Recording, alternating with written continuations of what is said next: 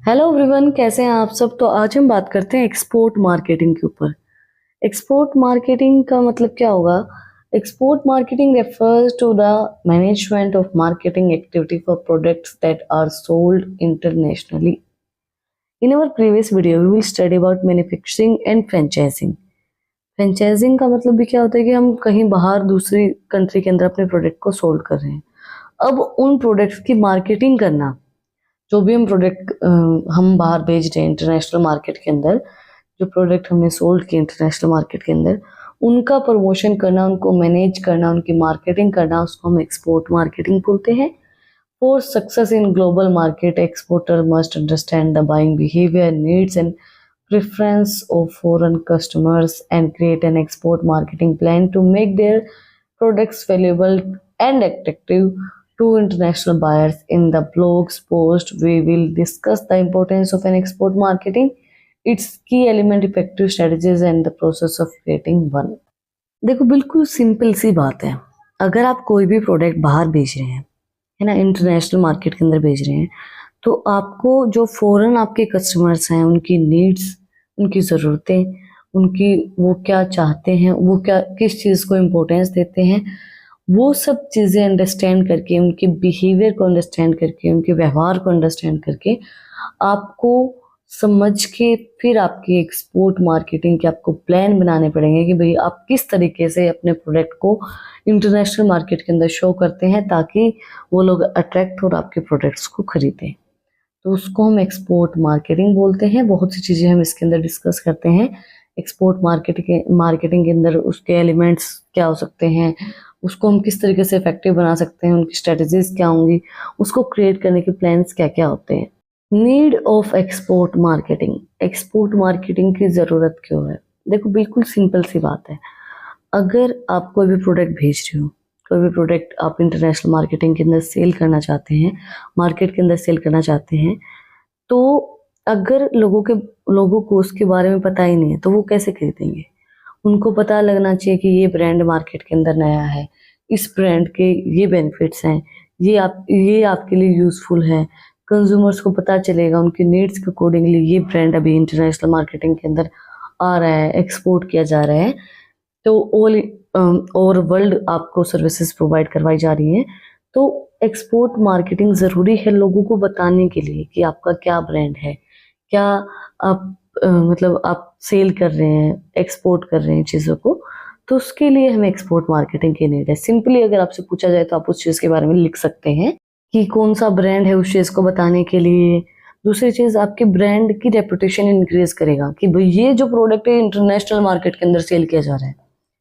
होता है ना कि भाई एक तो इंटरनेशनल वे से, इंटरनेशनली अगर आप कोई भी प्रोडक्ट मंगवाते हैं तो आपको ये लगता है कि भाई बाहर से आया है, फॉरेन का प्रोडक्ट है ये तो उसकी क्या है, वैल्यू इंप्रूव होती है, रेपुटेशन बढ़ती है। अब यहाँ से कोई प्रोडक्ट आप बाहर भेज रहे हो तो आप क्या कहेंगे, मेरे प्रोडक्ट्स इंटरनेशनल मार्केट के अंदर सेल किए जा रहे हैं, तो रेपुटेशन बढ़ी ना आपके ब्रांड की। तो उसके अंदर हमें एक्सपोर्ट मार्केटिंग हेल्प करती है। तो कुछ पॉइंट्स हमें दिए गए हैं उसके बेनिफिट्स या नीड्स के। भाई, first was increase in brand value. An organisation that achieve success in foreign market can become a global brand, increasing its recognisation and value in global and domestic markets.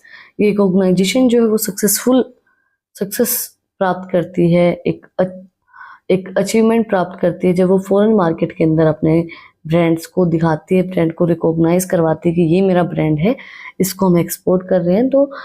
तो जो आपके brand की value है वो improve होती है उस चीज़ से, जब आपको पता चलता है कि आपका प्रोडक्ट बाहर भी भेजा जा रहा है।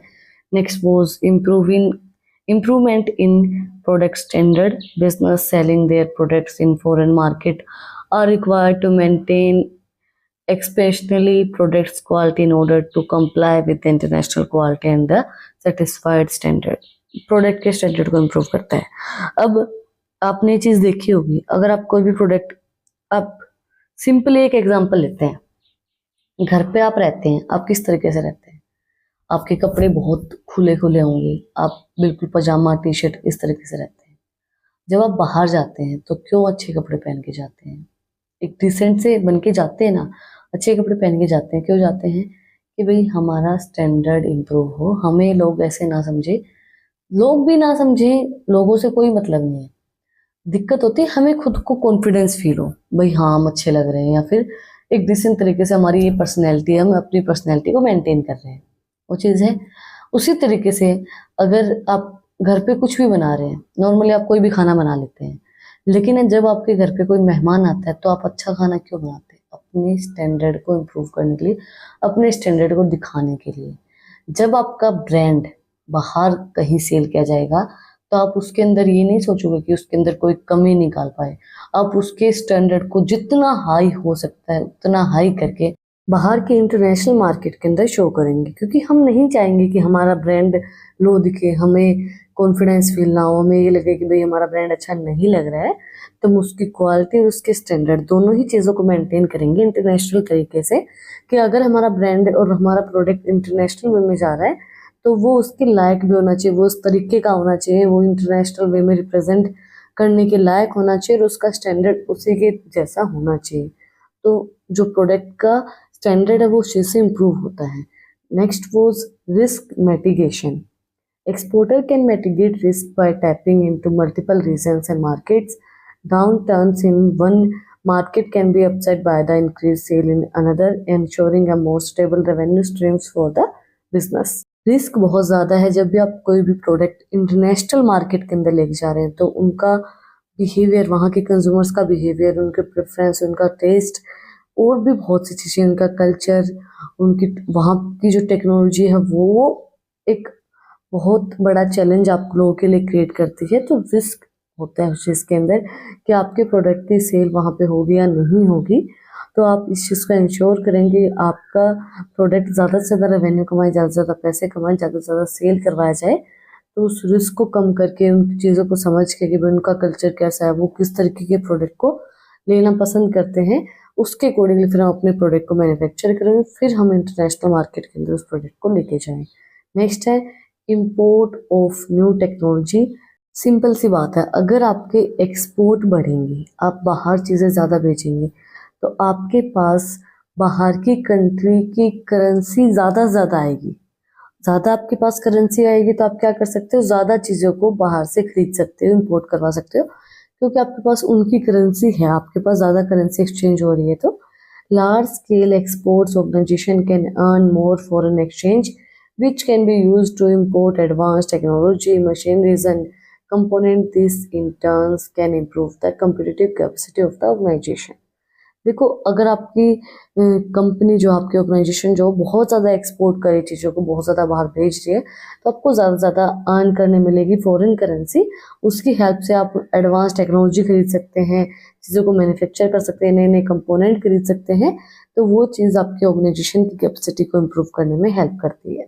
तो आज हमने स्टडी किया एक्सपोर्ट मार्केटिंग का मतलब क्या होता है। मार्केटिंग करना प्रोडक्ट्स की इंटरनेशनल वे में, ताकि वो और भी ज़्यादा बिके, और भी ज़्यादा उनकी सेल हो। और हमने नीड को स्टडी किया कि एक्सपोर्ट मार्केटिंग की क्यों ज़रूरत होती है। ये टॉपिक यहाँ पे ख़त्म नहीं होता है, बहुत सी चीज़ें हैं हमें जानने के लिए कि एक्सपोर्ट मार्केटिंग के अंदर और क्या क्या एलिमेंट्स होते हैं, क्या प्रोसेस होती है। तो वो हम अपने नेक्स्ट पार्ट के अंदर जानेंगे। अगर आपने यहाँ तक वीडियो को देखा है तो प्लीज़ सब्सक्राइब के बटन पे एक मुक्का मार दो और बेल आइकन प्रेस कर दो, ताकि जो सबसे पहले अपडेट है वो आप लोग के पास आए। और अगर आपको इन टॉपिक्स की पीडीएफ चाहिए तो टेलीग्राम चैनल का लिंक भी डिस्क्रिप्शन में है, वहाँ पर जाके आप मुझे सब्सक्राइब कर सकते हैं। और भी इंटरेस्टिंग रील्स को देखने के लिए इंस्टाग्राम चैनल का लिंक भी डिस्क्रिप्शन में है, वहाँ पर जाके आप मुझे फॉलो कर सकते हैं। फिर मिलते हैं एक नए वीडियो के साथ, एक नए टॉपिक के साथ। Like, share and subscribe. Thank you for watching my video and enjoy.